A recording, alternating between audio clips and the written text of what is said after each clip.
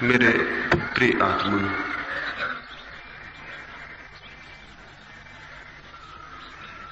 एक चर्च में एक फकीर को बोलने के लिए बुलाया हुआ था। उस चर्च के लोगों ने कहा था कि सत्य के खोज के संबंध में कुछ कहो। वो फकीर बोलने खड़ा हुआ। उसने बोलने के पहले कहा कि मैं एक प्रश्न इस चर्च में इकट्ठे लोगों से पूछना चाहता हूं, उसके बाद ही मैं बोलना शुरू करूंगा।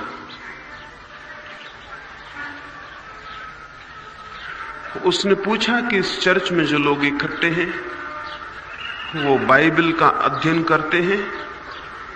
सारे लोगों ने हाथ हिलाए, वो अध्ययन करते थे।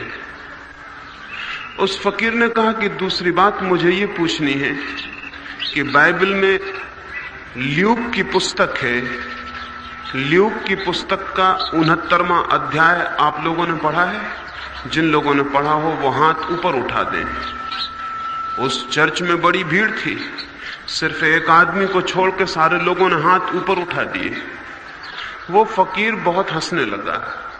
उसने कहा कि अब मैं सत्य के संबंध में कुछ कहूंगा, लेकिन उसके पहले मैं कह दूं, बाइबल में ल्यूक का 69वां अध्याय जैसा कोई अध्याय है ही नहीं। और उन सारे लोगों ने हाथ उठाए थे कि हम पढ़ते हैं, और 69वां अध्याय बाइबल में ल्यूक का कोई है ही नहीं, वैसी कोई पुस्तक ही नहीं। तो उस फकीर ने कहा कि अब सत्य की खोज के संबंध में जरूर मुझे कुछ कहना होगा, क्योंकि यहां जितने लोग इकट्ठे हैं उनमें सत्य से किसी का भी कोई संबंध नहीं है। लेकिन उसने कहा कि मुझे हैरानी होती है कि इस मंदिर में एक आदमी सत्य बोलने वाला कैसे आ गया है। एक आदमी ने हाथ नहीं उठाया। तो उस फकीर ने उस आदमी के पास जाकर पूछा कि मैं तुम्हें धन्यवाद देता हूं, मंदिरों में सत्य बोलने वाले लोग इकट्ठे होते नहीं दिखाई देते, तुम कैसे भूले भटके यहां आ गए? तुमने हाथ नहीं उठाया, फिर भी धन्य भाग है कि मंदिर में एक आदमी तो कम से कम सत्य का प्रेमी आया है। उस आदमी ने कहा कि जरा जोर से बोलिए, मुझे कम सुनाई पड़ता है, मैं समझ नहीं पाया कि बात क्या थी।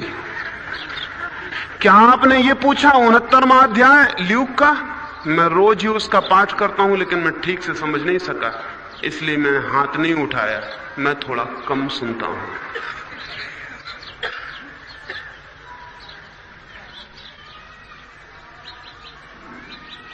मनुष्य का सारा व्यक्तित्व असत्य है और सत्य की हम खोज करना चाहते हैं। मनुष्य का सारा व्यक्तित्व झूठ पर खड़ा है और हम सत्य की खोज करना चाहते हैं। मनुष्य का सारा दिखावा असत्य पर खड़ा हुआ है। निश्चित ही असत्य व्यक्तित्व को साथ लेकर सत्य की खोज नहीं की जा सकती है। सत्य की खोज के लिए व्यक्तित्व से असत्य का मिट जाना जरूरी है। इसलिए पहला सूत्र आपसे ये मैं कहना चाहता हूं कि क्या हम झूठे आदमी हैं? क्या हमारा व्यक्तित्व असत्य है? क्या हमने एक सूडो पर्सनैलिटी, एक मिथ्या आवरण और वस्त्रों का व्यक्तित्व बना रखा है? जिस आदमी को धर्म से कोई संबंध नहीं, वो मंदिर में पूजा करता हुआ दिखाई पड़ता है। जिस आदमी के भीतर अंधकार भरा हो, उसने सफेद वस्त्र पहनने के लिए ढूंढ लिए। और जिस आदमी के भीतर क्रोध हो, उसके चेहरे पर क्षमा दिखाई पड़ती है। और जिस आदमी के भीतर हिंसा के अतिरिक्त कुछ भी नहीं है, वो प्रेम के गीत गाता है। हमने अपने सारा व्यक्तित्व ही झूठ कर लिया है। रास्ते पर एक आदमी मिलता है और हम नमस्कार करते हैं और कहते हैं बड़े भाग्य, सुबह ही आपके दर्शन हो गए, और मन में हम कहे चले जाते हैं कि ये दुष्ट सुबह से कैसे दिखाई पड़ गए। हम जिनके प्रति प्रेम प्रदर्शित करते हैं हमारे प्राणों में, उनके लिए कोई प्रार्थना नहीं उठती, कोई प्रेम नहीं उठता। हम जो बोलते हैं उससे हमारी आत्मा का कोई भी संबंध नहीं। हम जो दिखाई पड़ते हैं उसका हमारे वास्तविक होने से कोई भी नाता नहीं। मैंने सुना है लंदन में एक अद्भुत फोटोग्राफर था, उसने अपने स्टूडियो के सामने एक तख्ती लगा रखी थी।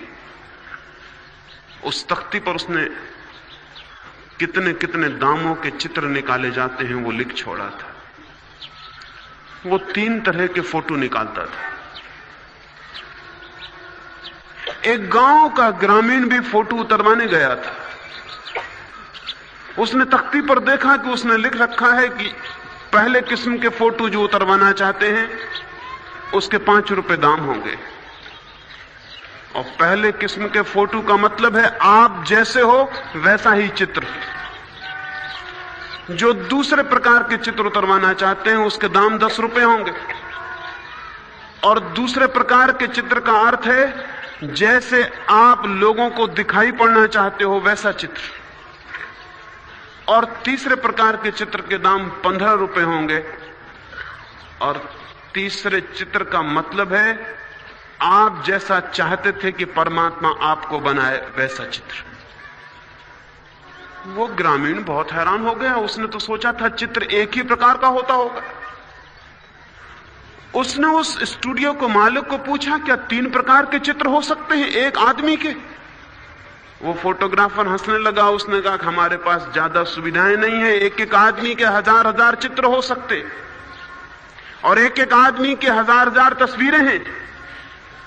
पत्नी के सामने उसकी तस्वीर दूसरी होती है, बेटों के बच्चों के सामने उसकी तस्वीर दूसरी होती है, मालिक के सामने उसकी तस्वीर दूसरी होती है, नौकरों के सामने उसकी तस्वीर दूसरी होती है। आदमी 24 घंटे तस्वीरें बदलता रहता है, वो गिरगिट की तरह बदलता रहता है पूरे समय।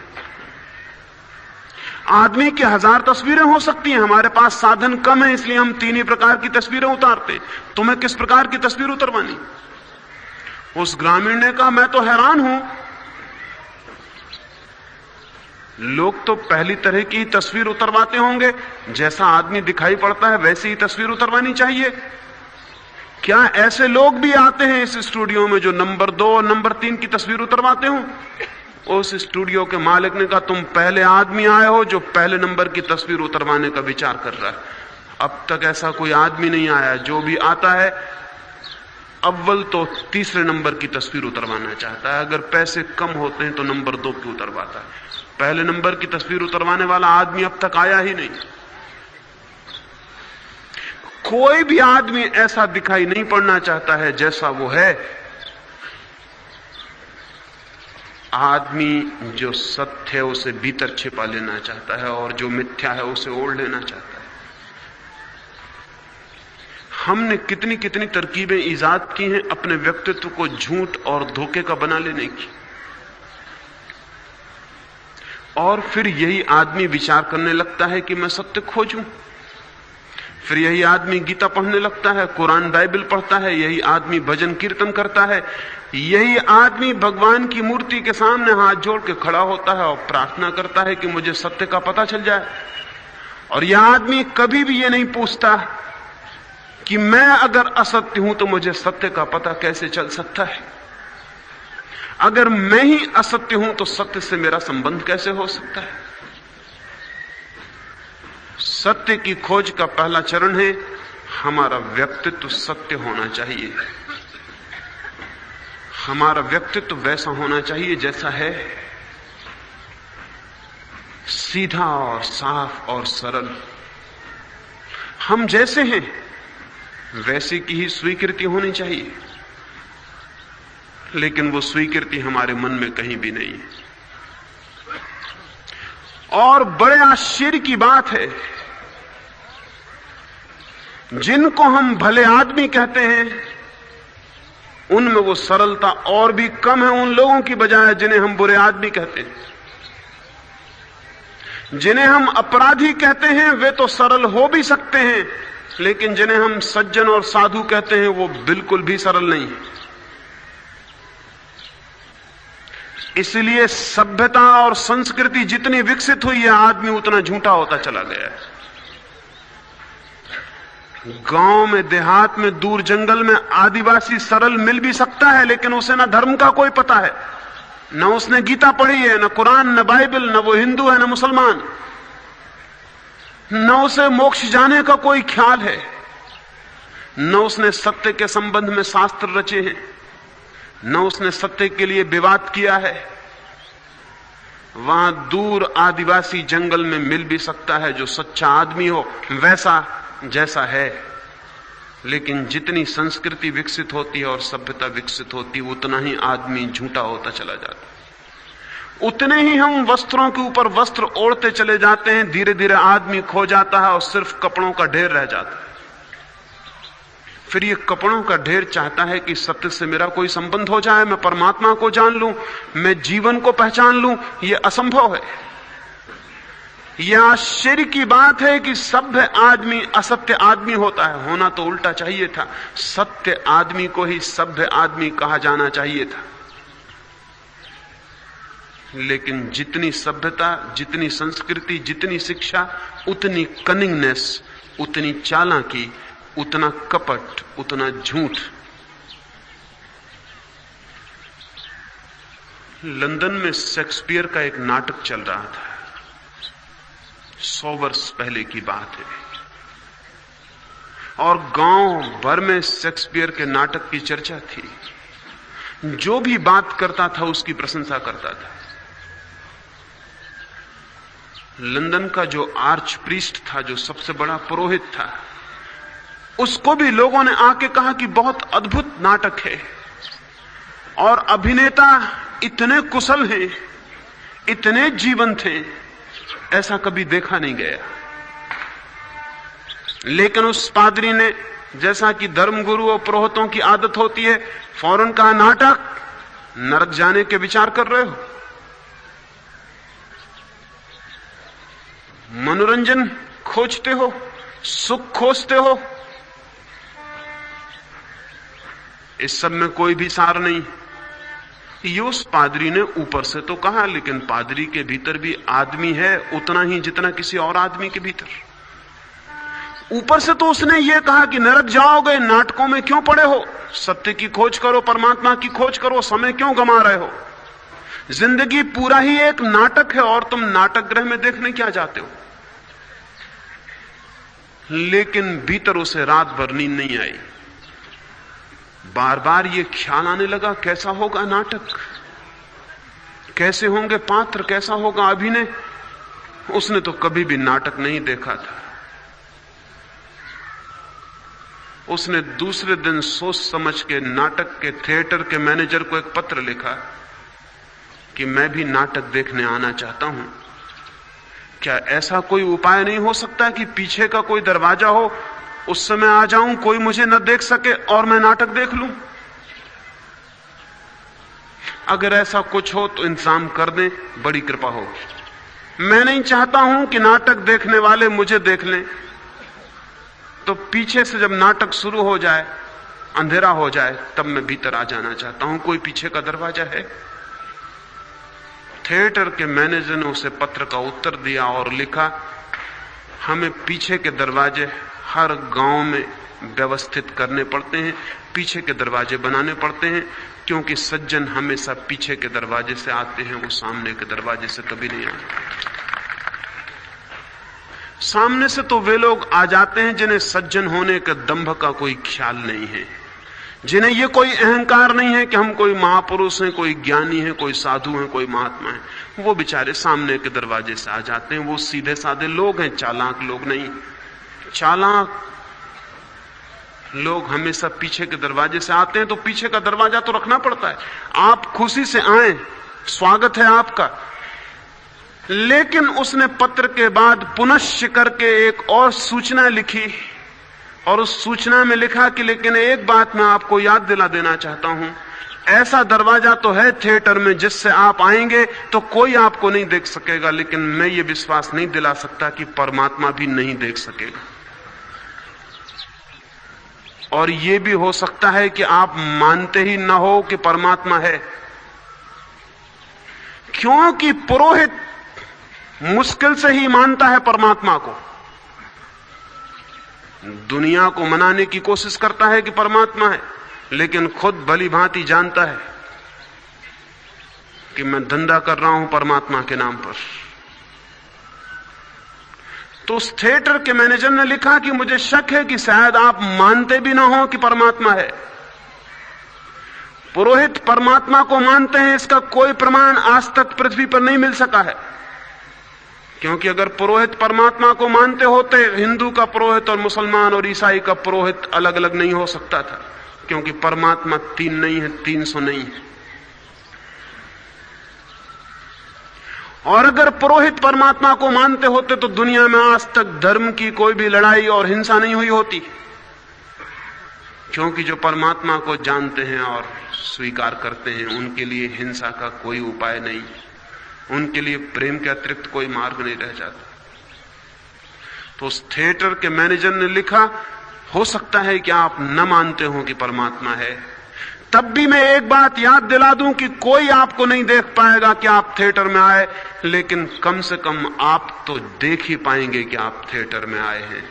उसका इंतजाम मैं नहीं कर सकता कि आपको भी पता ना चले कि आप थिएटर में आए। आदमी ने बहुत तरह का पाखंड, हिपोक्रेसी विकसित की है और पीछे के दरवाजे निकाल लिए, और धीरे धीरे दुनिया इतनी सभ्य होती जा रही है कि किसी थिएटर में आगे के दरवाजे रखने की जरूरत धीरे धीरे खत्म हो जाएगी। सब दरवाजे पीछे की तरफ ही होंगे, क्योंकि सभी आदमी सज्जन होते चले जा रहे हैं। आदमी का सारा व्यक्तित्व भी कृत्रिम, झूठा, आर्टिफिशियल बनाया हुआ हो जा रहा है। हम एक शक्ल बनाए हुए हैं जो दूसरों को दिखाने के लिए है, और हम सब अपने भीतर जानते हैं कि वो शक्ल झूठी है।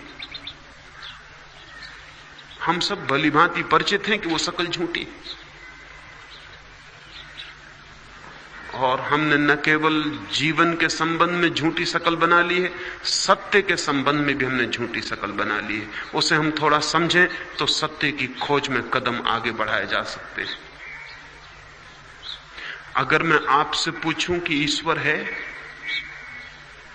तो निश्चित ही अधिक लोग कहेंगे कि हां ईश्वर है। शायद कुछ थोड़े से लोग हों जो कहें कि नहीं। लेकिन अगर मैं दूसरा प्रश्न पूछूं कि जो लोग कह रहे हैं ईश्वर है, या जो लोग कह रहे हैं कि ईश्वर नहीं है, वो जान के कह रहे हैं, उन्हें पता है? जो कह रहे हैं ईश्वर है, उन्हें पता है ईश्वर के होने का? और अगर बिना पता हुए कह रहे हैं तो झूठ बोल रहे हैं, और परमात्मा के सामने भी अपनी एक झूठी तस्वीर खड़ी कर रहे हैं कि मैं आस्तिक हूं। जो लोग कह रहे हैं कि ईश्वर नहीं है, उन्होंने खोज लिया है जीवन को और अस्तित्व को, और पा लिया है कि ईश्वर नहीं है, उसके न होने को उन्होंने पा लिया है। अगर उन्हें ईश्वर का न होना अब तक नहीं मिल गया है, तो वे झूठ बोल रहे हैं, और ईश्वर के समक्ष, सत्य के समक्ष नास्तिक की झूठी शक्ल खड़ी कर रहे हैं। और हम सारे लोग इसी तरह के लोग हैं। हमने जीवन के परम सत्यों के संबंध में भी झूठी शक्लें बना ली हैं, आस्तिक की, नास्तिक की। और कभी हम अपने से नहीं पूछते हैं कि इन झूठी शक्लों को लेकर हम सत्य को खोजने निकल पड़े हैं तो वो हमें मिल सकेगा?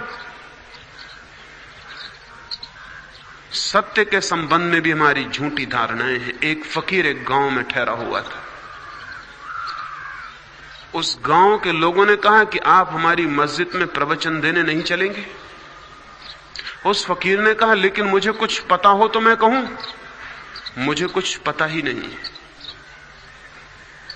लेकिन उस गांव के लोगों ने सुना था कि जो लोग परम ज्ञान को उपलब्ध हो जाते हैं वो ऐसा ही कहने लगते हैं कि हमें कुछ पता नहीं। तो जरूर इस साधु को कुछ पता होगा, उससे बहुत प्रार्थना की और उसे मस्जिद जबरदस्ती ले गए, उसे जाके मंच पे खड़ा कर दिया। तो उस फकीर ने उस मस्जिद के लोगों को पूछा कि इसके पहले कि मैं कुछ बोलूं, तुमसे मैं एक बात पूछना चाहता हूं, तुम किस संबंध में मुझसे चाहते हो कि मैं कहूं? उन लोगों ने कहा निश्चित ही हम ईश्वर के संबंध में सुनना चाहते। तो उस फकीर ने पूछा, तुम्हें पता है ईश्वर है? तुम मानते हो ईश्वर है? तुम जानते हो ईश्वर है? उस मस्जिद के सारे लोगों ने कहा कि हां, हम जानते हैं एक स्वर से कि ईश्वर है, परमात्मा है, वही है। उस फकीर ने कहा, फिर क्षमा करो, जब तुम्हें पता ही है कि वो है तो अब और मैं क्या बोलूं? अगर तुम्हें पता न होता तो शायद मेरे बोलने का कोई अर्थ भी था। जब पता ही है तो बात खत्म हो गई। ईश्वर के पता होने से और आगे तो ज्ञान की कोई यात्रा ही नहीं। वो तो चरम अंतिम ज्ञान है, उसके बाद तो ज्ञान की कोई यात्रा नहीं। वहां तो आ जाती है सीमा। जो भी जानने योग्य है वो जान लिया गया, जो भी पाने योग्य था वो पा लिया गया। ईश्वर अर्थात अंत, द अल्टीमेट। तो अब मेरे और कहने की क्या जरूरत रही? क्षमा करो, व्यर्थ मैं भी श्रम करूं, तुम भी घंटों यहां बैठे रहो, मैं जाता हूं। उस गांव के मस्जिद के लोग फंस गए। उन्होंने सोचा ये तो बड़ी गड़बड़ हो गई, हमें क्या पता था कि यह आदमी ये कहने से कि ईश्वर है और चला ही जाएगा। उन्होंने कहा अगले शुक्रवार को फिर प्रार्थना करनी चाहिए और अब की बार हम तय कर लें कि हम कहेंगे कि नहीं, ईश्वर है ही नहीं, हमें मालूम ही नहीं कि ईश्वर है, हमें पता ही नहीं। दूसरा उत्तर, दूसरे शुक्रवार को उस फकीर को फिर वे पकड़ कर ले आए। उसने फिर पूछा कि मित्रों क्या इरादे हैं? ईश्वर के संबंध में जानना है। फिर वही सवाल, ईश्वर है? मानते हो? जानते हो? उन सारे लोगों ने कहा कैसा ईश्वर? कहां का ईश्वर? हमें कुछ भी पता नहीं, ईश्वर है भी नहीं भी, हमें कुछ मालूम नहीं, ना हम कुछ मानते ना हम जानते। उस फकीर ने कहा बात खत्म। जब तुम्हें ईश्वर के बाबत न मानते हो ना जानते हो तो फिजूल मेहनत करने की क्या जरूरत है? जो बात है ही नहीं उसके संबंध में बात करने से फायदा क्या है? बेबात की बात हो जाएगी, हवा में चर्चा हो जाएगी। मैं जाता हूं। ईश्वर तुम्हारा सवाल ही नहीं है, ईश्वर तुम्हारा प्रॉब्लम नहीं है। वो फकीर तो उतर के चला गया। जिनकी समस्या ही नहीं है ईश्वर की, उनसे ईश्वर की क्या बात करनी। गांव के लोग तो बहुत हैरान हुए कि तो बड़ी मुश्किल हो गई, यह आदमी तो बड़ा धोखेबाज निकल गया। पहली बार हमने हां कहा था तो उसने गड़बड़ कर दी थी, अब की बार ना कहा तो गड़बड़ कर दी। अब क्या हो सकता है आगे? गांव के लोगों ने सोच के तय किया कि तीसरा भी एक उत्तर हो सकता है, तीसरे शुक्रवार इसको फिर पकड़ना चाहिए। वे तीसरे शुक्रवार उस फकीर को फिर ले आया और उसने पूछा कि मित्रों क्या इरादे हैं, अब क्या उत्तर है? उस गांव के लोग होशियार थे, जैसा कि सभी गांव के लोग होशियार हैं, और उन होशियार लोगों ने तीसरा उत्तर खोज लिया। होशियार लोग उत्तर खोजते रहे हैं बिना जानते हुए, इसलिए होशियारों के सब उत्तर दो कौड़ी के हैं।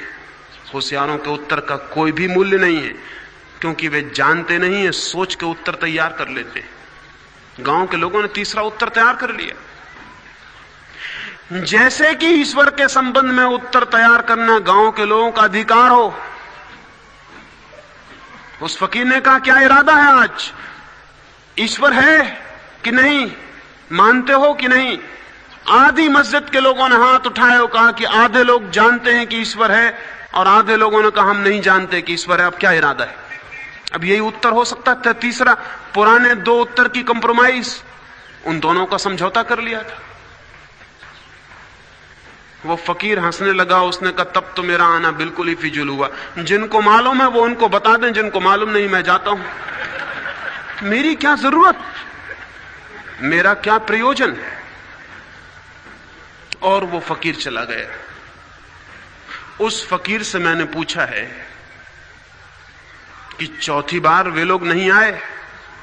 वो फकीर कहने लगा अगर चौथी बार वो आ जाते तो फिर मुझे बोलना ही पड़ता। तो मैंने उससे पूछा कि चौथी बार क्यों बोलना पड़ता? उसने कहा चौथी बार अब एक ही उत्तर शेष रहा था उस मस्जिद के लोगों को कि मैं पूछता और वे चुप रह जाते और कोई भी उत्तर न देते। एक ही उत्तर और बाकी रह गया था कि मैं पूछता और वे चुप रह जाते, कोई भी उत्तर न देते। तब मुझे जरूर बोलना पड़ता, क्योंकि मौन के अतिरिक्त सत्य के संबंध में सच्चा व्यक्तित्व कुछ भी नहीं हो सकता। सत्य के संबंध में कोई भी पक्ष लेना असत्य के पक्ष में खड़ा होना है। सत्य के संबंध में खोजी की पहली अनुभूति मौन की होगी। वो कहेगा मुझे कुछ भी पता नहीं, तो मैं क्या बोलूं, हां कहूं कि ना? वो हां कहने में भी भयभीत होगा, हां गलत हो सकता है। वो ना कहने में भी भयभीत होगा, ना गलत हो सकता है, मुझे पता नहीं है। तो सत्य के खोजी का पहला चरण होगा मौन। वो जीवन के परम प्रश्नों पर चुप हो जाएगा, वो किसी पक्ष में खड़ा नहीं होगा। मौन है निष्पक्ष, हां और ना सब पक्षों में बांट देते हैं।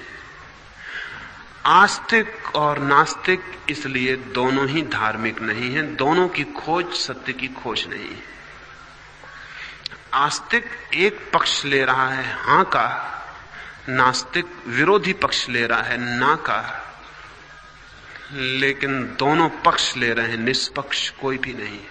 और सत्य की खोज वो कर सकता है जो निष्पक्ष है, अनप्रेजुडिस्ड, जिसके मन में किसी पक्ष ने कोई स्थान नहीं बनाया है, जो कहता है मुझे मालूम नहीं इसलिए मैं किसी पक्ष में कैसे सम्मिलित हो जाऊं। जिस दिन मैं जानूंगा उस दिन किसी पक्ष में खड़ा हो जाऊंगा। लेकिन बड़े आश्चर्य की बात है, जिन्होंने जाना है वे सारे पक्षों के बाहर हो गए, वे किसी पक्ष में कभी खड़े नहीं हुए। जिन्होंने जाना है वे पक्ष के बाहर हो गए, और जो नहीं जानते वो पक्षों में विभक्त थे। सत्य की खोज की हत्या इसलिए दुनिया में हो गई कि सत्य के नाम पर पक्ष बन गए। सत्य का कोई पक्ष नहीं है, सत्य का कोई मत नहीं है, सत्य का कोई पंथ नहीं है, सत्य का कोई संप्रदाय नहीं है, सत्य का कोई धर्म नहीं है। लेकिन सारी मनुष्यता विभक्त है पंथों में, धर्मों में, पक्षों में, मतों में, फिलोसफीज में, सिस्टम्स में। सारी दुनिया विभक्त है। हर आदमी ने कोई पक्ष बना लिया है, और जिस आदमी ने पक्ष बना लिया है वो असत्य के रास्ते पर जा चुका, उसकी सत्य तक यात्रा नहीं हो सकती। सत्य की तरफ जाने के लिए चाहिए निष्पक्ष चित्त, अनप्रेजुडिस्ड माइंड, एक ऐसी चेतना जो कहे कि मुझे पता नहीं है इसलिए मैं किसी पक्ष में कैसे विभक्त हो सकता हूं, जो कहे कि मैं हिंदू नहीं हूं, जो कहे कि मैं मुसलमान नहीं हूं, जो कहे कि मैं जैन नहीं हूं, क्योंकि मुझे पता नहीं कि सत्य क्या है तो मैं कैसे निर्णायक हो जाऊं कि मैं कहां हूं और कौन हूं। जो कहे कि मैं आस्तिक नहीं, नास्तिक नहीं, जो मनुष्य इतनी हिम्मत जुटाता है इस बात को कहने की कि मैं अज्ञानी हूं, मुझे कोई पता नहीं है, मैं कैसे पक्ष ले सकता हूं। पक्ष लेने के लिए ज्ञानी मान लेने की जरूरत है अपने आप को, और इसलिए मैं कहता हूं पक्ष मनुष्य को असत्य की यात्रा पर ले जाता है। पक्ष में सम्मिलित होने का मतलब यह है कि मैंने यह स्वीकार कर लिया कि मैं जानता हूं, तभी तो पक्ष लिया जा सकता है। और हम जानते नहीं हैं, और हमें ख्याल है कि हम जानते हैं। न केवल हमने पक्ष लिए हैं बल्कि हमने पक्ष के लिए तलवारें चलाई हैं। धर्म के नाम पर आज तक जितनी हत्याएं हुई हैं, न तो डाकुओं ने इतनी हत्याएं की हैं, न चोरों ने, न बदमाशों ने। बड़े आश्चर्य की बात है, धर्म के नाम पर जितने मकान जले हैं और जितनी स्त्रियों की बेइज्जती की गई है उतनी आज तक के सारे पापियों ने मिलकर भी नहीं की। यह आश्चर्य की बात है। धर्म के नाम पर यह कैसे हो सकता है? और अगर धर्म के नाम पर यह सब होगा तो फिर अधर्म के करने के लिए कुछ भी बच नहीं रहता। फिर अधर्म क्या करेगा? अधर्म के लिए तो कोई उपाय ही नहीं छोड़ा है धार्मिक लोगों ने। यह हो सका है धर्म के नाम पर इसीलिए कि हमने धर्म को पंथ समझा है, पक्ष समझा है। धर्म का पक्ष और पंथ से कोई भी संबंध नहीं है। धार्मिक व्यक्ति होता है निष्पंथ, निष्पक्ष। क्या आप धार्मिक व्यक्ति हैं? आप कहेंगे हम धार्मिक हैं, मैं हिंदू हूं, टीका लगाता हूं, जनेऊ रखता हूं, मैं मुसलमान हूं, रोज मस्जिद जाता हूं, मैं जैन हूं, नमोकार पढ़ता हूं रोज सुबह से बैठकर, धार्मिक आदमी हूं। और आपको कभी ख्याल भी ना आया होगा, आप पक्ष में खड़े हो गए हैं, आप धार्मिक नहीं रह गए। धार्मिक व्यक्ति खोज कर सकता है सत्य की, अधार्मिक नहीं। और धार्मिक होने के लिए निष्पक्षता पहला सूत्र है। लेकिन हम तो बच्चों के पैदा होते से ही जहर उनके दिमाग में घुसड़ने की कोशिश करते हैं। बच्चा पैदा हुआ और उसको जल्दी हिंदू बनाओ, कहीं उसको बुद्धि आ गई और उसने इंकार कर दिया कि मैं हिंदू नहीं बनता, तो बड़ी देर हो जाएगी, इसलिए बहुत जल्दी खून में उसके डाल दो कि वो हिंदू है, मुसलमान है, ईसाई है, जैन। निर्बोध बच्चों के साथ जो अत्याचार चलता रहा 10,000 सालों से, उसका हिसाब लगाना मुश्किल है। आज तक मनुष्य जाति ने बच्चों के साथ जो अनाचार किया है वो और किसी के साथ नहीं किया। बच्चों को पक्ष में बांध दिया गया, ये सबसे बड़ा अनाचार है। उनकी सत्य की खोज हमेशा के लिए कुंठित हो गई। अब वे कभी भी हिम्मत के साथ प्रश्न नहीं पूछ सकेंगे कि सत्य क्या है। उन्हें उत्तर पहले से ही दे दिए गए। उन्होंने प्रश्न पूछे थे, उसके पहले उत्तर दे दिए गए। इसके पहले कि वे खोज करने निकलते, उन्हें शास्त्र पकड़ा दिए गए। इसके पहले कि वे खुद की जिज्ञासा को जगाते, उनके हाथों में सिद्धांत थमा दिए गए। वे बच्चे हमेशा के लिए असत्य में जिएंगे, असत्य में मरेंगे। वे कभी सत्य की खोज नहीं कर सकेंगे। सत्य की खोज का दूसरा सूत्र है जिज्ञासा। पहला सूत्र है निष्पक्षित, दूसरा सूत्र है जिज्ञासा, इंक्वायरी। और हम बच्चों की सारी जिज्ञासा की हत्या कर देते हैं। जिज्ञासा की हत्या करने के हमने उपाय खोज रखे। हमने हर जिज्ञासा का रेडीमेड उत्तर बना रखा है। कोई भी प्रश्न हो, उत्तर तैयार है। हमें प्रश्न से ज्यादा मूल्य उत्तर का है। प्रश्न को दबा दो, उत्तर को ऊपर से ठोक दो। बच्चा पूछे कि मृत्यु के बाद क्या है और कह दो कि आत्मा अमर है। न खुद पता है कि आत्मा अमर है, नहीं खुद भी कुछ पता नहीं, लेकिन बच्चे के दिमाग पर ठोक दो कि आत्मा अमर है। बच्चा पूछता था मृत्यु क्या है। बच्चा एक प्रश्न उठाता था, एक जिंदगी का बड़ा सवाल उठाता कि मृत्यु के बाद क्या है। और मैं आपसे कहता हूं, बच्चे ने ज्यादा कीमती सवाल उठाया था। वह आपके उत्तर से बहुत ज्यादा कीमती था, क्योंकि आपका उत्तर झूठा है, आपको कुछ भी पता नहीं।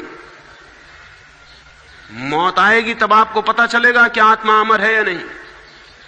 तब आप घबराएंगे और चिल्लाएंगे कि मुझे बचा लो किसी तरह से, मैं मर रहा हूं।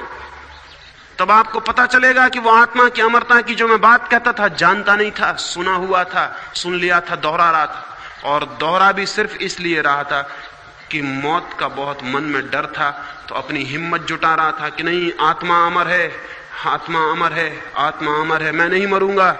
ये हिम्मत जुटा रहे थे। अंधेरी गली में आदमी निकलता है तो हरे राम कहने लगता है, घबराहट की वजह से, डर की वजह से। ये मत समझ लेना कि ये धार्मिक है। जोर जोर से चिल्ला के वो ये भ्रम पैदा करता है कि मैं डरा हुआ नहीं हूं, लेकिन उसका जोर से चिल्लाना बताता है कि वो डरा हुआ है।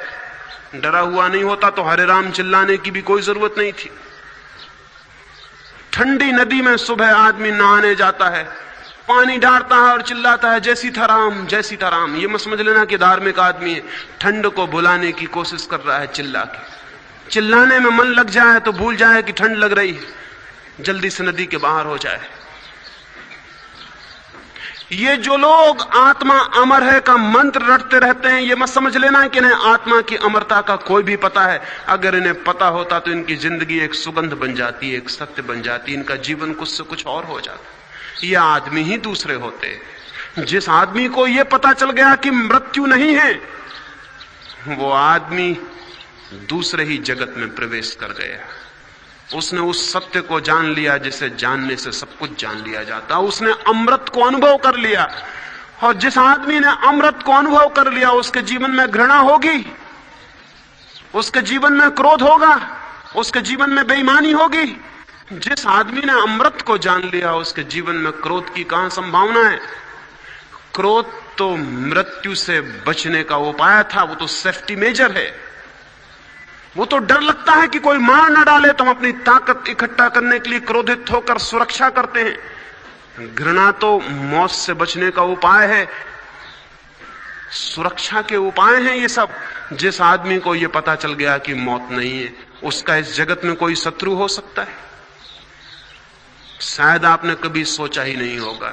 मौत के भय के कारण शत्रु पैदा होते हैं, अन्यथा कोई शत्रु नहीं, फिर सब मित्र हैं। जब मुझे कोई मिटा ही नहीं सकता तो शत्रु हो कैसे सकता है? शत्रु का मतलब जो मुझे मिटा सकता है, जिसकी संभावना है कि जो मुझे मिटा सकता है वो मेरा शत्रु है। लेकिन अगर मैं मिट ही नहीं सकता तो इस जगत में शत्रु कैसे हो सकता है? फिर सब मित्र हो गए। लेकिन नहीं, हमें कुछ पता नहीं है कि आत्मा अमर है। हम मौत को झुठलाने के लिए दोहरा रहे हैं कि आत्मा अमर है।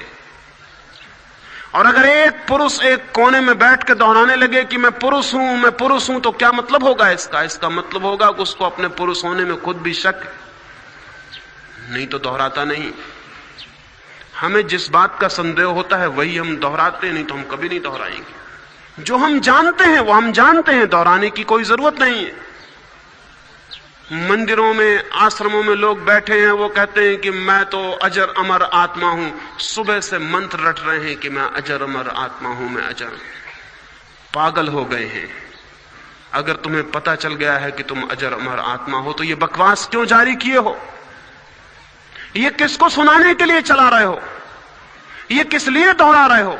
और अगर पता नहीं चला है तो इस भ्रम में मत रहो कि बहुत बार दोहरा लेने से पता चल जाएगा। अगर इतना सत्य आसान होता है कि हम किसी बात को बहुत बार दोहराएं और हम उसके जानने वाले बन जाएं तो दुनिया में सारे लोग सत्य को कभी का जान गए होते। दोहराने से भ्रम पैदा हो सकता है, दोहराने से सत्य का पता नहीं चल सकता। जो मुझे मालूम नहीं है मैं उसे एक बार दोहराऊं कि करोड़ बार दोहराऊं, जो मुझे मालूम नहीं है वो मालूम नहीं है। हाँ, लेकिन करोड़ बार दोहराने से ये भ्रम पैदा हो सकता है। वो पहली बुनियादी बात कि मुझे मालूम नहीं है, करोड़ बार दोहराने से भूल सकती, विस्मृत हो सकती। करोड़ बार दोहराने से ये भ्रम पैदा हो सकता है कि मुझे मालूम है, क्योंकि मैं कितने साल से दोहरा रहा हूं कि आत्मा अमर है। लेकिन आपके दोहराने से कभी कुछ नहीं होता है। बच्चे ने एक बुनियादी सवाल पूछा है कि मौत के बाद क्या है। अगर आपको मालूम नहीं है तो अपने अज्ञान को स्वीकार कर लें, ये बच्चे के साथ हित और मंगल होगा और बच्चे की जिज्ञासा को बढ़ाने में सहयोगी होगा। और बच्चे को कहें कि मुझे पता नहीं, मैं भी खोज रहा हूं और अब तक जान नहीं सका हूं, तुम भी खोजना। और खोजने के पहले भूल से भी कभी मान मत लेना, क्योंकि जो मान लेता है उसकी खोज बंद हो जाती है। जो मान लेता है उसकी खोज बंद हो जाती है। जिज्ञासा का अर्थ है बिलीफ नहीं, विश्वास नहीं, श्रद्धा नहीं। जिज्ञासा का अर्थ है पूरे प्राणों की ये चेष्टा कि मैं जानना चाहता हूं कि क्या है सत्य जीवन का, क्या है रहस्य जीवन का, क्या है छिपा है सारे जगत में, सारी प्रकृति में कौन है छिपा, इस दृश्य के भीतर कौन अदृश्य है, इस शरीर के भीतर कौन अशरीरी है, इन शब्दों के भीतर कौन सा सत्य है, इन फूलों के भीतर कौन सा सौंदर्य है, इस सारे जीवन और जगत के भीतर क्या है छिपा, उसे मैं जानना चाहता हूं, मैं जानना चाहता हूं। और अगर मुझे जानना है तो मुझे उधार बातों से बच जाने की जरूरत है। लेकिन मनुष्य जाति के पाखंड में उधार बातों ने बहुत बड़ा हाथ जोड़ाया है। कृष्ण को पता है कि सत्य क्या है, बुद्ध को पता है कि सत्य क्या है, उनको पता है, और हम उनके शब्दों को दोहरा रहे हैं और सोच रहे हैं हमें भी पता हो जाए। उधार हैं वे शब्द बासे और मृत। जिसे पता है उसके शब्दों में प्राण होते हैं। लेकिन जैसे ही वे शब्द हमारे पास आते हैं निष्प्राण हो जाते हैं। हमारे पास शब्द ही आते हैं, अनुभव पीछे छूट जाता है। एक कवि समुद्र की यात्रा पर गया हुआ था। सुबह ही जब समुद्र के तट पर पहुंचा और उसने आकाश की तरफ उठती हुई झागदार लहरों को देखा, दूर से आती हुई लहरें दिखाई पड़ी, हवाओं के झोंके, सुबह के सूरज की बरसती हुई किरणें दिखाई पड़ी, सुबह की सुगंध से भरी हुई हवा। उसे तत्क्षण अपनी प्रेसी की याद आई जो एक अस्पताल में बीमार पड़ी थी, और उसके मन को हुआ कि काश वो भी आ सकती और इस सौंदर्य को देख सकती, लेकिन वो तो बीमार है और नहीं आ सकती। फिर क्या उपाय हो सकता है? तो उसने सोचा कि मैं एक खूबसूरत पेटी खरीद के लाऊं, सूरज की किरणों को, हवाओं को, समुद्र के सौंदर्य को उसमें भर दूं और भेज दूं। कुछ तो जान सकेगी, कुछ तो देख सकेगी। कवि था, इसलिए इस तरह की नासमझी की बात सोच सकता था। वो गया बाजार से एक खूबसूरत पेटी खरीद लाया, बड़ी खूबसूरत पेटी थी, और उसने जाके समुद्र की हवाएं और सूरज की रोशनी में पेटी को खोला और पेटी बंद कर दी, ताला लगाया, सब तरफ से बिल्कुल सील्ड कर दी पेटी की, कहीं से सूरज की किरणें और हवाएं बाहर ना निकल जाएं। और एक पत्र लिखा अपनी प्रेसी को कि एक अपूर्व सौंदर्य का मैंने अनुभव किया है, उसे मैं पेटी में भर के तेरे पास भेजता हूं, तू भी खुश होगी, थोड़ी सी झलक तो तुझे मिल ही जाएगी। पेटी पहुंच गई, पत्र भी पहुंच गया। उसकी प्रेसी बहुत हैरान हुई। स्त्रियां सदा से ही पुरुषों से ज्यादा व्यवहारिक हैं, बेवकूफी की बातें उनके मन को ज्यादा अपील नहीं करती। इसलिए स्त्रियों को देख के न मालूम कितने कवि पैदा हो गए, लेकिन स्त्रियां कविताएं भी नहीं करती। वो बड़ी हैरान हुई कि पागल हो गया है। समुद्र की हवाएं और सूरज की रोशनियां कहीं पेटियों में बंद होती हैं, कहीं सुबह के सौंदर्य भी पेटियों में बंद होते हैं, लेकिन शायद उसने कोई तरकीब की हो। उसने पत्र पढ़ लिया, पेटी खोली, वहां तो कुछ भी ना था, वहां तो गुप्त अंधकार था, न कोई किरण थी, न कोई हवा थी, न कोई सुगंध थी, न कोई सौंदर्य था, वहां तो कुछ भी ना था, पेटी खाली थी। जो लोग सत्य के किनारे पहुंचे हैं, उनके प्राणों में भी लगता होगा कि ये सौंदर्य, ये सत्य का अनुभव, ये प्रतीति उनको भी मिल जाए जो पीछे रह गए हैं यात्रा में। उनकी करुणा के कारण वे शब्दों में भरकर उस सत्य के सौंदर्य की खबर हम तक भेजते हैं, लेकिन शब्द हम तक पहुंच जाते हैं, सौंदर्य वहीं सत्य के किनारे ही रह जाता है। और शब्दों की पेटियों को हम सिर पर लेकर ढोते रहते हैं जिंदगी भर। कोई गीता को ढो रहा है, कोई समयसार को ढो रहा है, कोई कुरान को ढो रहा है, कोई कुछ और ढो रहा है। ये शब्दों की पेटियां हैं। इन शब्दों की पेटियों को ढोने से आप कभी उस समुद्र के किनारे नहीं पहुंच पाएंगे जहां इन शब्दों को भेजने वाले लोग पहुंचे थे। ये वैसा ही पागलपन है कि मैं उंगली उठा के दिखाऊं कि आकाश में चांद है और आप मेरी उंगली पकड़ लें कि बड़े सौभाग्य की बात, चांद मिल गया। मैं दिखाऊं आकाश की तरफ कि वो रहा चांद, और आप पकड़ लें मेरी उंगली कि मिल गया चांद, तो मैं भी अपनी खोपड़ी ठोक लूंगा। अगर महावीर, बुद्ध और कृष्ण और क्राइस्ट कहीं भी हैं तो अपनी खोपड़ी ठोक ठोक के थक गए होंगे। हमने दिखाए थे इशारे और लोग उन्हीं को पकड़ के मजे से समझ रहे हैं कि सत्य मिल गया है। शब्द इशारे हैं, शास्त्र इशारे हैं, और उनको हम पकड़े बैठे हुए। और गुरु हैं, महंत हैं, संत हैं, वो समझा रहे हैं श्रद्धा रखो, आंख बंद रखो और पकड़े रहो। अगर जरा भी आंख खोली तो गड़बड़ हो जाने का डर है, क्योंकि आंख खोलने से आपको भी दिखाई पड़ जाएगा कि पेटी खाली है। इसलिए आंख खोलना मत, आंख बंद रखना, यही भक्त का लक्षण है, यही धार्मिक आदमी का लक्षण है। आंख मत खोलना।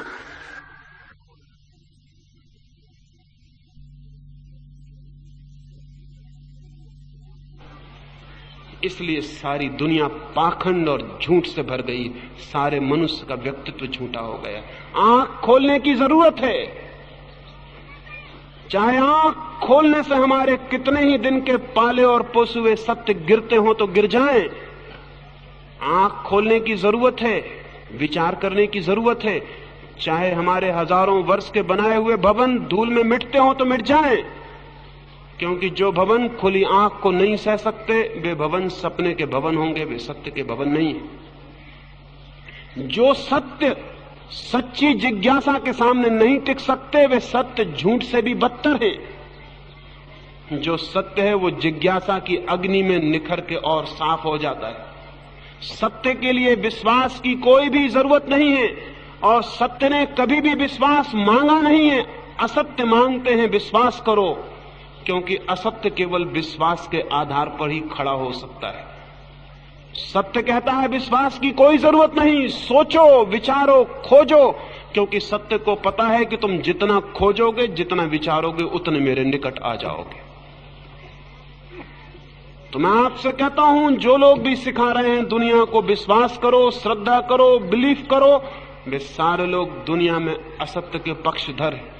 वे सारे लोग दुनिया में असत्य को मजबूत कर रहे हैं। सत्य को किसी विश्वास के सहारे की कोई भी जरूरत नहीं है। सत्य अपने पैरों पर खड़ा हो सकता है, असत्य के लिए विश्वास की जरूरत है। सत्य के लिए किसी की कोई जरूरत नहीं है। सत्य अपने में खड़े होने में समर्थ है। सत्य नहीं कहता कि आंख बंद करके मेरी बात मानो।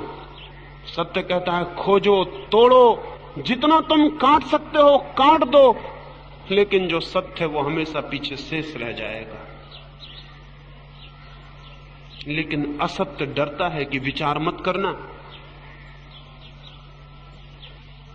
असत्य घबराता है कि विचार किया कि उसके प्राण निकले। विश्वास हटा कि नीचे के आधार खिसके। एक गांव में एक दुकान पर एक दिन सुबह एक बात होती थी, वो मैंने सुन ली थी, वो मैं आपसे कहता हूं। एक तेली की दुकान है, वो तेल बेचता है और एक आदमी तेल खरीदने आ गया है। तेली की दुकान के पीछे ही, जहां तेली बैठा हुआ है, उसके ठीक पीछे ही कोल्हू का बैल चल रहा है और तेल पेर रहा है। वो ग्राहक जो तेल खरीदने आया है देख के बहुत हैरान हुआ। उस बैल को कोई भी चला नहीं रहा है, वो अपने आप ही चल रहा है और तेल पेर रहा है।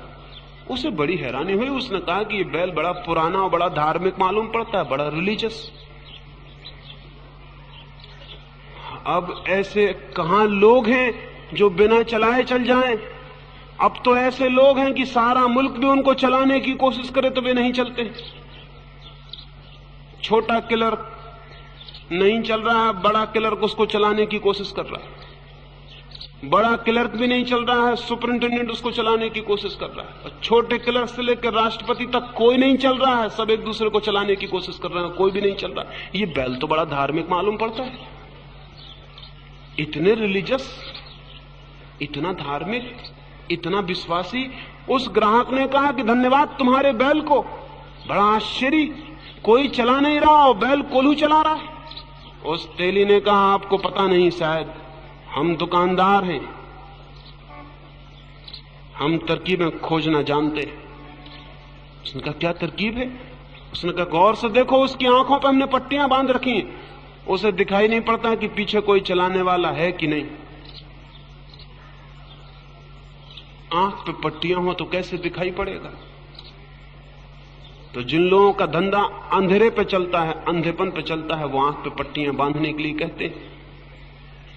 पुरोहित भी बड़े पुराने व्यापारी हैं। साधारण लोग तो साधारण चीजों का धंधा करता है, कोई किराना बेचता है, कोई कपड़ा, कोई सोना चांदी। पुरोहित परमात्मा को बेच रहा है, उसके धंधे बहुत गहरे हैं।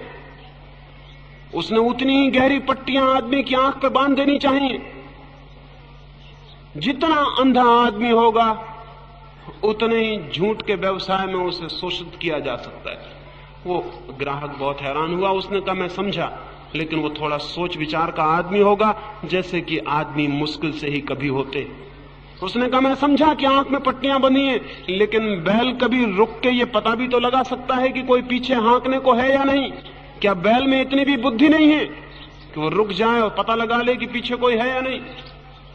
उस दुकानदार ने कहा अगर इतनी बुद्धि बैल में होती तो हम कोल्हू चलाते, बैल दुकान चलाता।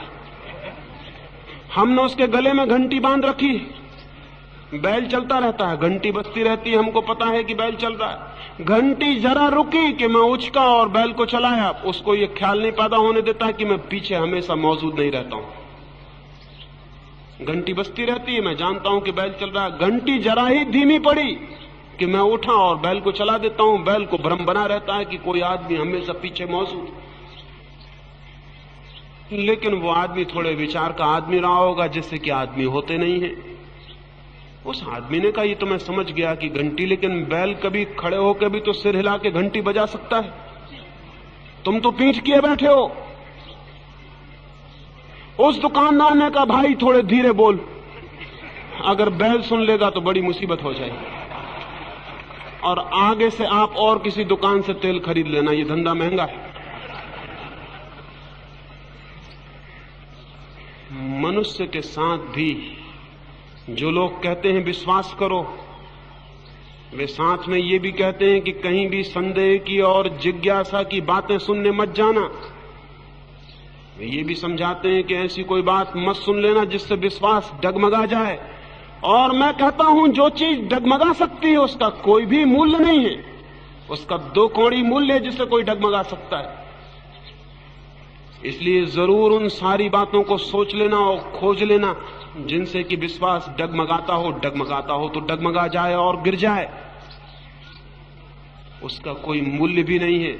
और जो संदेह की बात से डगमगा जाएगा, स्मरण रखना, मौत के क्षण में मौत के धक्के से टिक नहीं सकेगा।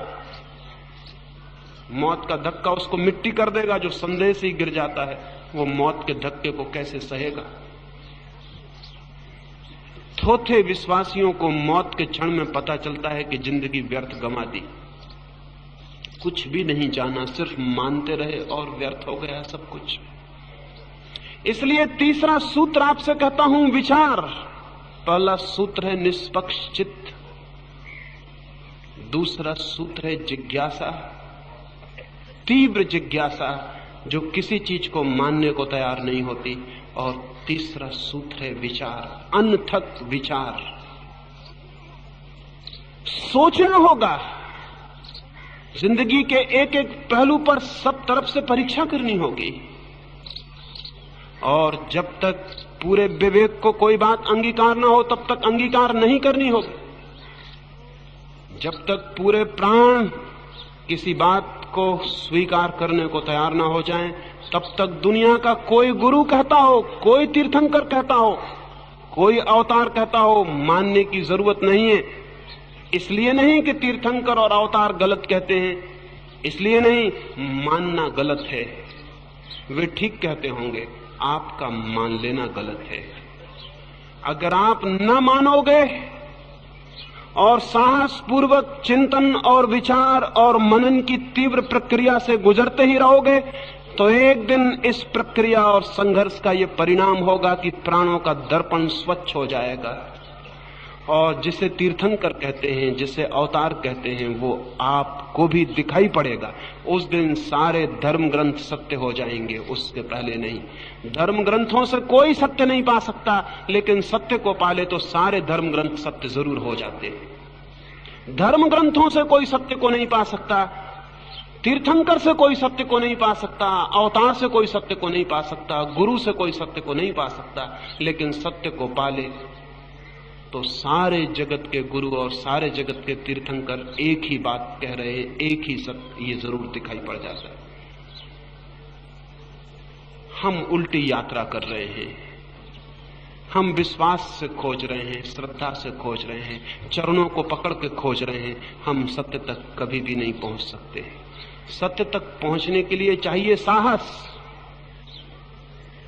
करेज, अंधेरे में खड़े होने का साहस, अज्ञान में खड़े होने का साहस, इस बात का साहस कि मैं नहीं जानता हूं, और मैं आपसे कहता हूं अपने अज्ञान को स्वीकार करने से बड़ा साहस पृथ्वी पर दूसरा नहीं है। इस बात को स्वीकार करना कि मैं नहीं जानता हूं, ये बड़े से बड़ा साहस है, ये बड़ा मॉरल करेज है। ये थोड़े से लोगों में ये हिम्मत होती है कि कह सकें कि हम नहीं जानते हैं। वे ही थोड़े से लोग यात्रा पर निकलते हैं खोज की, क्योंकि जो नहीं जानता है उसके प्राणों में एक पीड़ा और एक द्वंद्व शुरू हो जाता है कि मैं जानूं, और जानने की यात्रा शुरू हो जाती है। जानने की यात्रा के 3 सूत्र मैंने आपसे कहे, उन्हें दोहरा देता हूं और एक छोटी सी कहानी और अपनी बात को मैं पूरा कर दूंगा। निष्पक्ष हो जाएं, सारे पक्षों को आग लगा दें। मनुष्य को पक्षों की कोई भी जरूरत नहीं है, संप्रदायों की कोई जरूरत नहीं है। अगर दुनिया में चाहते हैं कि धर्म पैदा हो तो धर्मों से मुक्त हो जाएं। अगर चाहते हैं कि रिलीजन पैदा हो तो रिलीजन्स को विदा कर दें।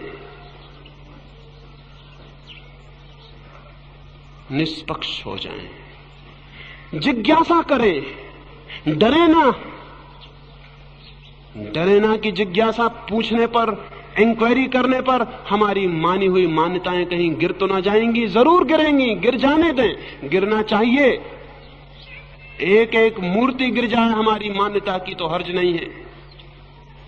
जिज्ञासा की तलवार से सब कुछ टूट जाए तो हर्ज नहीं है, क्योंकि जिसकी जिज्ञासा जितनी तीव्र होती है वो परमात्मा का उतना ही प्यारा हो जाता है। उसकी प्यास उतनी तीव्र है, उसकी व्याकुलता उतनी तीव्र है। वो अपने बीच में और सत्य के बीच में कोई प्रतिमा खड़ा नहीं करना चाहता। वो कहता है कि मैं जानूंगा सत्य को, मैं बीच के दलालों से कुछ भी सीखने को राजी नहीं हूं, मैं जानना चाहता हूं।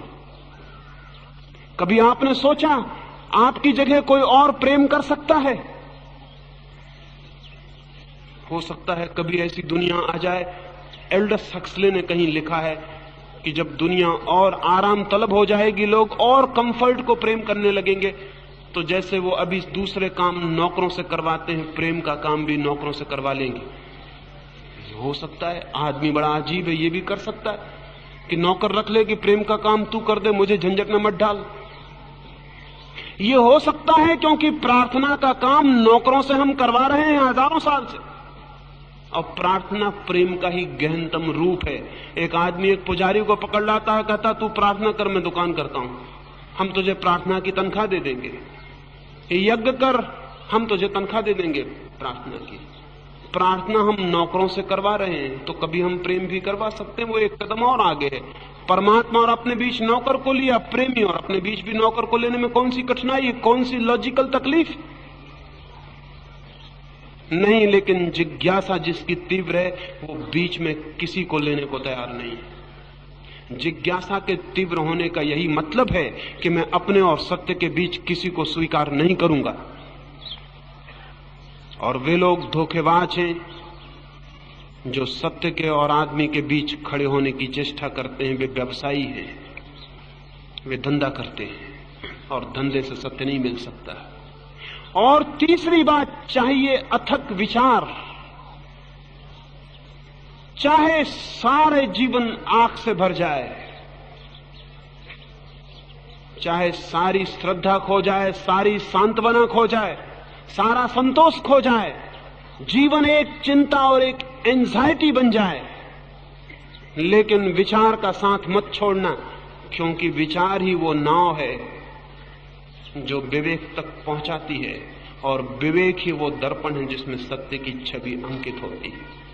विचार है नाव। तूफान आएंगे, किनारे पर खड़े रहने में एक सुख है, वहां तूफान नहीं आते, आंधियां नहीं आती, डूबने का और मरने का कोई भय नहीं होता। इसलिए कम साहसी लोग विश्वास के किनारे पर खड़े रह जाते हैं।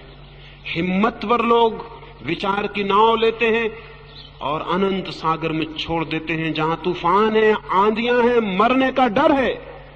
लेकिन जो आदमी मरने का डर उठाने की हिम्मत नहीं रखता, वो आदमी जी भी नहीं पाता। ये याद रखना, जीने की उतनी ही पात्रता गहरी होती है जितनी मौत में उतरने की क्षमता होती। जो मरने को जितना स्वीकार करता है वो उतने ही गहरे अर्थों में जिंदा हो जाता है। तो किनारे पर बैठे हुए लोग हैं, विश्वास के किनारे पर, वहां संतोष है, शांति है, बैठे हैं, सागर की घबराहट नहीं है, डूब जाने मर जाने का डर नहीं। विचार की नाव डगमगाती है हजारों बार, आंधियां आ जाती हैं, पानी भरने लगता है। ऐसा लगता है कि गए। अनेक बार मन होता है कि लौट चलो विश्वास के किनारे पर, जहां सारे लोग शांति से बैठे। लेकिन अगर दूसरे किनारे पर पहुंचना है जहां की सत्य है, तो ये बीच का सागर पार करना ही होगा। मैं इसको ही तपश्चर्या कहता हूं। विचार तपश्चर्या है। तपश्चर्या धूप में खड़े रहना नहीं है, वो सब सर्कस के खेल। तपश्चर्या भूखे मरना नहीं है, वो सब सर्कस के खेल हैं। तपश्चर्या है विचार, क्योंकि विचार प्राणों को कपा देगा। सारे संतोष नष्ट हो जाएंगे, सारे कंसोलेशंस छिन जाएंगे, सारा ज्ञान छिन जाएगा और एक अज्ञात यात्रा पर धक्का शुरू होगा, जहां न कोई संगी है न साथी, बस विचार की नाव है और अनंत सागर है। तपश्चर्या का अर्थ है विचार। लेकिन जो विचार के साथ जाते हैं वो निश्चित पहुंच जाते हैं। आज तक विश्वास से गया हुआ आदमी कभी नहीं पहुंचा और विचार से गया हुआ आदमी कभी रुका नहीं है, निश्चित पहुंच गया है। विचार पहुंचा देता है विवेक के तट तक, और विवेक के तट पर उससे मिलन होता है जिसका नाम सत्य है। उसे हम प्रेम से परमात्मा कह सकते हैं, उसे हम मोक्ष कह सकते हैं, उसे हम जो चाहें वो नाम दे सकते हैं। सत्य है, लेकिन दूर है किनारा उसका। अज्ञात सागर है बीच में, और एक ही नाव है आदमी के पास, सिवाय विचार के और कोई नौका नहीं है मनुष्य के पास। क्या है आपके पास जिससे आप जाएंगे? सिवाय विचार के आपकी क्या सामर्थ्य है? सिवाय विचार के आपकी क्या शक्ति है? सिवाय विचार के आपके पास कौन सी चेतना है, कौन सी कॉन्शसनेस है? विचार के अतिरिक्त मनुष्य के पास कुछ भी तो नहीं है। इसलिए विचार से ही मार्ग बनता है और विचार से ही मनुष्य पहुंचता है और उपलब्ध होता है। ये थोड़ी सी बातें मैंने कही, एक कहानी और अपनी बात पूरी कर दूंगा। एक पूर्णिमा की रात है और एक गांव के कुछ मित्र एक शराब खाने में इकट्ठे होकर शराब पी रहे हैं। चांदनी बरसती है, वे नाच रहे हैं, गीत गा रहे हैं। आदमी की जिंदगी इतनी दुखी हो गई है कि सिवाय शराब के न वो कभी नाचता है न गाता है। ये बड़ी दुखद बात है। होश में आदमी रहता है तो गंभीर रहता है, दुखी और चिंतित और परेशान रहता है। जब बेहोश होता है तभी थोड़ा खुश होता है। होना उल्टा चाहिए था कि आदमी होश में आनंदित होता और प्रसन्न होता, और जब बेहोश होता तो दुखी और उदास हो जाता। जिस दिन ऐसा होगा उसी दिन शराब समाप्त होगी दुनिया से। नहीं तो चिल्लाते रहे नेता दुनिया भर के, शराब नष्ट होने वाली नहीं है, क्योंकि आदमी की सामान्य जिंदगी आनंद से शून्य हो गई। वो सिर्फ शराब में आनंदित दिखाई पड़ता है। वो नाच रहे थे, गीत गा रहे थे, वो नशे में थे। फिर किसी ने कहा कि अरे पूर्णिमा की रात है, और उन सब ने आकाश की तरफ आंखें उठाई। होश में कोई आदमी आकाश की तरफ देखता ही नहीं। चांद को कौन देखता है? बंबई में तो शायद ही किसी को पता चलता होगा कब पूर्णिमा आती है और कब निकल जाती है। उनको भी बेहोशी में सिर ऊपर उठ गया चांद, और किसी ने कहा क्या ही अच्छा हो कि हम चलें नदी पर, नौका विहार करें। ऐसी बरसती चांदनी। वे नौका पर पहुंच गए। नदी पर मछुए जा चुके थे। वे एक नाव में सवार हो गए। उन्होंने पतवारें उठा ली और नाव को खेना शुरू कर दिया। आधी रात थी, सुबह होने के करीब आ गई। तब सुबह की ठंडी हवाएं चली और थोड़ा होश आया उन्हें। तो उनमें से एक ने कहा हम पता नहीं कितने दूर निकल आए हो, न मालूम किस दिशा में, अब लौटना पड़ेगा। सुबह होने के करीब हो गई। अब घर पे लोग याद करते होंगे, तो कोई एक व्यक्ति नीचे उतर जाए और देखे कि हम कितनी दूर निकल आए। एक व्यक्ति नीचे उतरा, उसने कहा कि पागलो सभी नीचे उतर आओ, हम कहीं भी नहीं गए, नौका वहीं के वहीं खड़ी है जहां हम रात खड़े थे। तो सब लोग नीचे उतरे और दंग रह गए। असल में वे नाव की जंजीर जो किनारे से बंधी थी उसे छोड़ना भूल गए थे। तो पतवार तो उन्होंने बहुत चलाई थी रात भर, लेकिन नौका कैसे आगे जाती उसकी जंजीर बंधी थी। तट से जंजीर बंधी है मनुष्य के चित्त की, इसलिए जीवन भर दौड़िए, सत्य तक नहीं पहुंच सकते।